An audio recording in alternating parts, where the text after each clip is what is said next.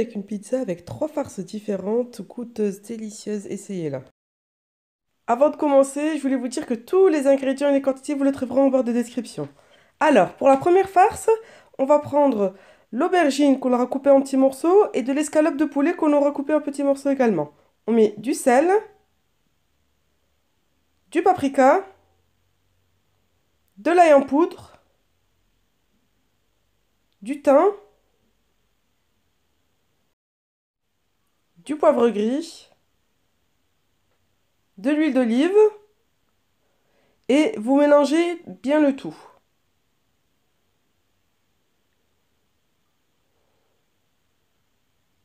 Et vous allez le mettre à cuire.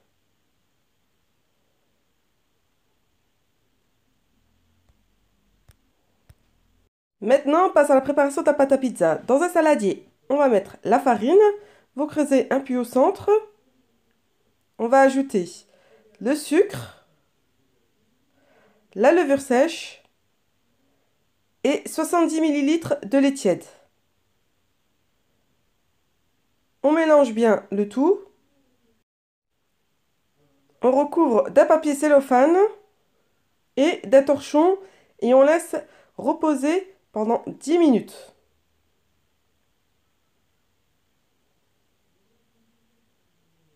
Au bout des 10 minutes, regardez le résultat. La levure elle a eu le temps de bien s'activer. Ensuite, on ajoute l'huile d'olive. Vous retrouverez toutes les quantités et les ingrédients en barre de description.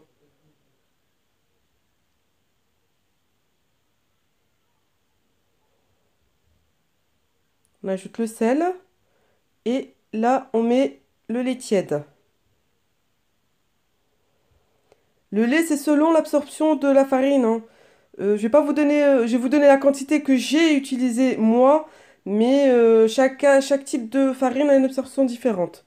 Donc ça dépendra. La pâte, il faut qu'elle est collante, hein. Vous avez vu? Mais quand vous allez la travailler, là, j'ai pas rajouté de farine, rien du tout. Vous la travaillez pendant 4-5 minutes et ben regardez le résultat. On a une belle pâte.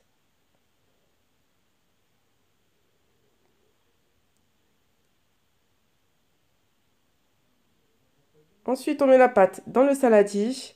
On la recouvre d'un papier cellophane, d'un torchon et on laisse reposer pendant 1 heure. Pendant ce temps-là, on va finir de préparer nos farces. Alors, on prend un demi-poivron qu'on coupe en petites tranches.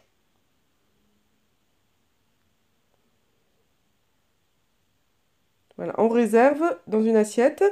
Ensuite, j'ai pris du chorizo que j'ai cuit. Et là, pareil, je coupe en petites tranches.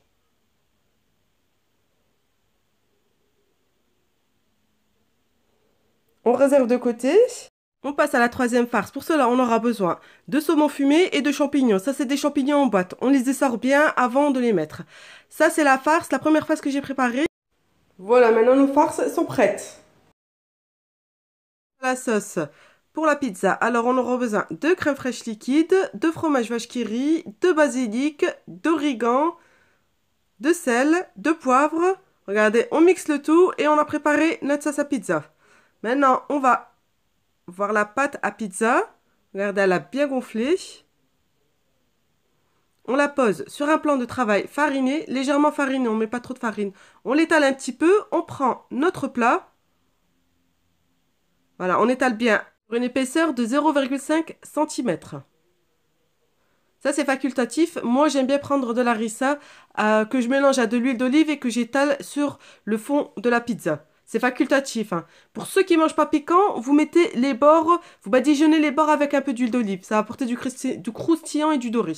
Voilà, j'ai étalé ma sauce à pizza. Ensuite, j'ai mis le gruyère râpé.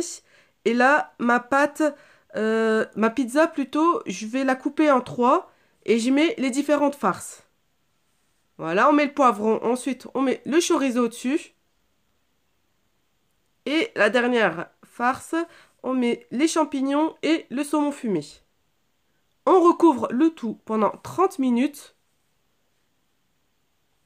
Au bout de 30 minutes, vous le mettez dans un four déjà préchauffé à 220 degrés Celsius. Après 15 minutes de cuisson, on recouvre de gruyère râpée et on met dans le four pendant 5 petites minutes. Regardez le résultat à la sortie du four. Vraiment, c'est une pizza qui est gourmande et toute la famille sera contente. La pâte, elle est super, elle est croustillante et aérée à la fois. Je vous la conseille. Je vous souhaite à tous vraiment un bon appétit et merci à tous mes abonnés.